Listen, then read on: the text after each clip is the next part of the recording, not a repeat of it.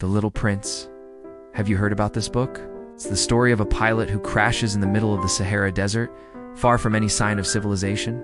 He's alone, almost out of water, and absolutely hopeless. Until one day, a small voice interrupts his thoughts. "If you please, would you draw me a sheep?"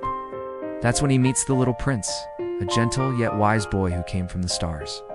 The prince invites the pilot to his tiny planet, Asteroid B612. Where volcanoes are fun to climb, baobabs need to be pulled out. There's a beautiful rose who demands the prince's devotion. But why does the little prince live on a tiny asteroid? Why does he miss his home planet so much? Why do volcanoes erupt on a tiny asteroid? Well, if you want to find out, you'll have to listen to the whole story. The little prince tends to his volcanoes, pulls out baobabs, and spends time with his beloved rose. He can be quite vain and demanding, which confuses the poor little prince. So he decides to travel to other planets and learn what life is like out there. Let me tell you, each planet is more bizarre than the last. There's a king who rules over nothing, a man who's obsessed with getting praise, a drunk who's too ashamed to admit he's a drunk, a lamplighter who has to light and extinguish his lamp every day, even though no one's there to see it. There's also a geographer who studies maps, even though he's never left his own planet. They're all so confused, stuck in their own little worlds, just like the adults in our story.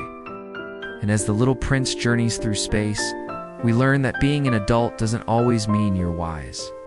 Sometimes adults are more like children than we like to admit, just like they were once innocent and full of wonder, but somewhere along the way, they forgot how to dream.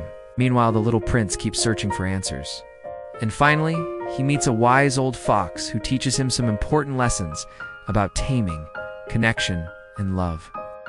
The fox says, "You become responsible forever for what you have tamed." And that means when you make a connection with someone or something, you're responsible for taking care of it. Can't just leave it behind. And then comes the most important part. The fox tells the little prince why he really came to Earth. What is essential is invisible to the eye. Wow, right? That means sometimes the most important things in life aren't what we see, like a beautiful flower or a shining star. It's what we feel inside, like love, friendship, and kindness. As the little prince learns these valuable lessons, he begins to understand what it means to be an explorer, not just traveling to new places, but also discovering the deeper meaning of life. His journey is about more than just seeing new things. It's about growing, changing, and learning how to love with his heart.